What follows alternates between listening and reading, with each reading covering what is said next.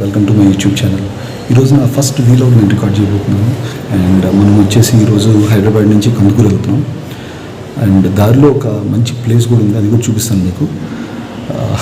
Almost మొత్తం packing అంతా ఈ సామాన్లు సర్దేసరికి అయితే చెమటలు గారిపోతున్నాయి. అండ్ క్లైమేట్ చూడడానికి అయితే చాలా కూల్గా ఉంది, కానీ హ్యూమిడిటీ మాత్రం చాలా ఎక్కువ ఉంది. సో ట్రిప్ అయితే 0 చేస్తాను. టైం 9:48 అవుతుంది. మీకు ఇందాక ఒక స్పెషల్ ప్లేస్కి వెళ్దామని చెప్పాను కదా, హైదరాబాద్ టు కందుకూరు రైడ్లో. సో మనం ఇప్పుడు ఆ స్పెషల్ ప్లేస్ దగ్గర ఉన్నాం. ఆ ప్లేస్ పేరు వచ్చేసి ఛాయా సోమేశ్వర స్వామి టెంపుల్ అనమాట. నా బ్యాక్ సైడ్ చూస్తున్నారు కదా, అదే ఛాయా సోమేశ్వర స్వామి టెంపుల్. ఇక్కడ ప్రత్యేకత ఏంటంటే గర్భగుడిలో శివలింగం పైన నీడ పడుతుంది, ఒక పిల్లర్ నీడ. ఆ నీడ ఏ పిల్లర్ది అనేది ఎవరూ కనుక్కోలేకపోయారు అనమాట. సో ఇంకెందుకు, వెళ్ళి లోపలికి వెళ్ళి ఆ శివలింగం ఎలా ఉంటుంది, ఆ నీడేంటి చూసేద్దాం.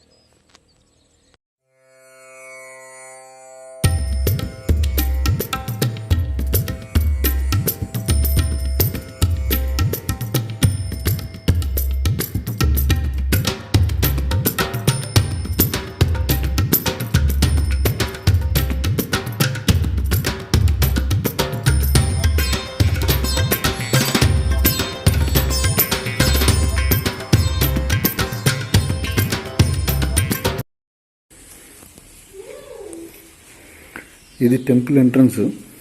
లోపలికి వచ్చాక లెఫ్ట్ సైడ్ రైట్ సైడ్ శివుడు ఉంటారు, మధ్యలో ఛాయాదేవి ఉంటారు. సో అసలు ఈ టెంపుల్ ఫేమస్ దేనికంటే, ఈ టెంపుల్లో శివలింగం పైన ఆ నీడ పడుతూ ఉంటుంది. ఆ నీడ ఏ స్తంభం నుంచి పడుతుందో ఎవరికి తెలియదు అనమాట. దీని గురించి చాలామంది సైంటిస్టులు వచ్చి ఇక్కడ రీసెర్చ్ చేశారు, బట్ ఎవరు కనుక్కోలేకపోయారు అనమాట అసలు నీడ ఎందుకు పడుతుంది అనేది. అయితే ఇది ఈ టెంపుల్ వచ్చేసి చోళులు నిర్మించారు. అండ్ ఆ తర్వాత ఆల్మోస్ట్ రూమ్స్ మొత్తం పాడుపడిపోయింది. ఇప్పుడు నాకు తెలిసి జస్ట్ పొద్దున పూట అలా పూజలు చేసి అండ్ అలా మెయింటైన్ చేస్తున్నారు. ఇక్కడైతే అమెజాన్ పే పెట్టారు, మేబీ హుండీ కోసం.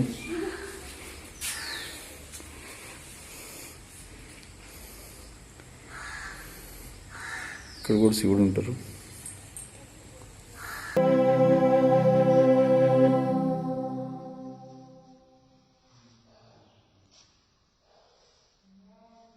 సో ఇందాక చెప్పినట్టు ఈ నీడ ఎక్కడి నుంచి పడుతుంది, ఏ స్తంభం నుంచి పడుతుంది అనేది ఎవరు కనుక్కోలేకపోయారు అనమాట. నేను జస్ట్ మీకు చూపిస్తాను. నీడ కనిపిస్తుంది, అక్కడేం పడట్లేదు. నేను ఎదురు నుంచినా కూడా నీడకి డిస్టర్బెన్స్ కావట్లేదు. సో చాలామంది ఇలాగే ట్రై చేశారు, సైంటిస్టులు వచ్చారు, చాలామంది చాలా రకాలుగా ట్రై చేశారు, ఎవ్వరూ కనుక్కోలేకపోయారు. ఆల్మోస్ట్ ఫారిన్ సైంటిస్టులు కూడా వచ్చి చెక్ చేశారు. మీరు కావాలంటే దీని గురించి వికీపీడియాలో ఉంటుంది, చూడొచ్చు. ఇంతవరకు ఎవరు ఫైండ్ అవుట్ చేయలేకపోయారంటే, మన ఆర్కిటెక్చర్ ఆల్మోస్ట్ చోళులు అంటే 500 BC. సో ఆ టైం నుంచే ఇంత గొప్ప ఆర్కిటెక్చర్ ఉంది. కాకపోతే ఈ టెంపుల్ చూస్తుంటే ఒకటే బాధ ఏంటంటే, దీనికి డెవలప్మెంట్ లేదు. ఇది ఇలాంటి మంచి మంచి ప్లేసెస్ని గవర్నమెంట్ బాగా డెవలప్ చేస్తే ఇంకా బాగుంటుంది.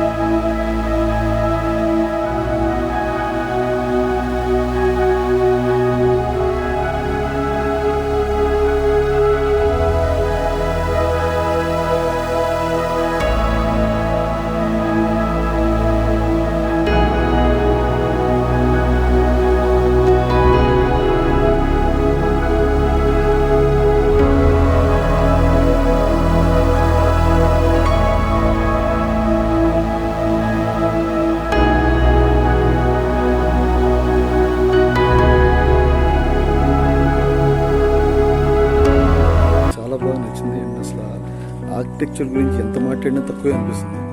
బికాస్ నేనేంటి ఇందాక చెప్పినట్టు చాలామంది సైంటిస్టులు ట్రై చేసినా కూడా ఎవరు కనుక్కోలేకపోయారంటే నాకైతే నిజంగా చాలా మాటలు రావట్లేదు చెప్పడానికి. ఎందుకంటే ఇంత గొప్ప ఆర్కిటెక్చర్ ఆ రోజుల్లోనే బిల్డ్ చేయడం అనేది చాలా గొప్ప విషయం. కానీ టెంపుల్ పరిస్థితి చూస్తే ఇలా ఉంది.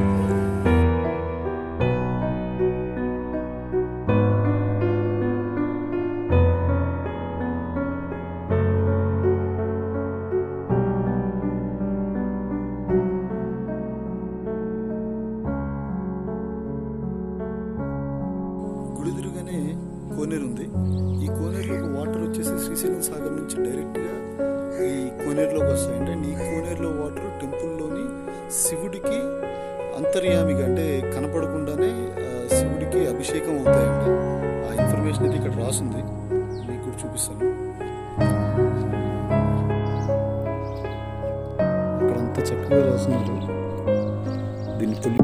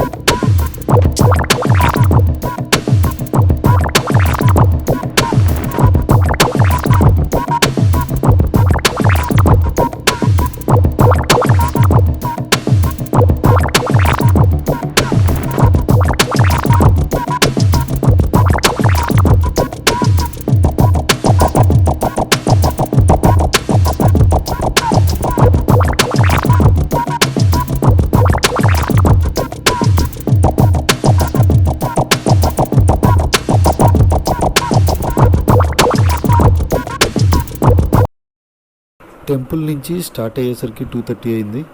అండ్ ఇప్పుడు మేమైతే ఆల్మోస్ట్ పిడుగురాళ్ళకి దగ్గరగా ఉన్నాము. అండ్ ఇక్కడ నుంచి ఇంటికి వెళ్ళడానికి నాకు తెలిసి 6:30, 7 అయ్యేలా ఉంది.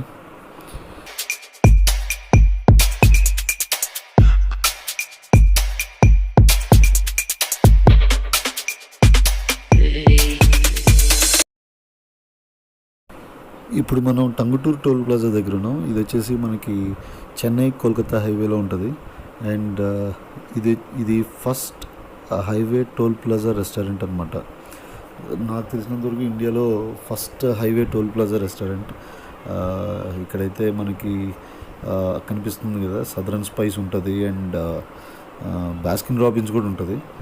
సో ఎవరైనా నిజంగా ఫుడ్ ఎంజాయ్ చేయాలనుకుంటే మాత్రం ఈ NH5 between Vijayawada and Chennai వెళ్ళేదారిలో ఇది బెస్ట్ ప్లేస్ అనమాట. అండ్ యాక్చువల్గా ఇది ఇంతకుముందు ఇది N5 రెస్టారెంట్ అని ఎందుకు పెట్టారంటే, ఇంతకుముందు ఈ హైవే వచ్చేసి NH5 అని ఉండేది. బట్ ఇప్పుడైతే బోల్డెన్ హైవేలు వచ్చేసినాయి కాబట్టి దీని నెంబర్ మారిపోయి ఇప్పుడు NH16 అయ్యింది.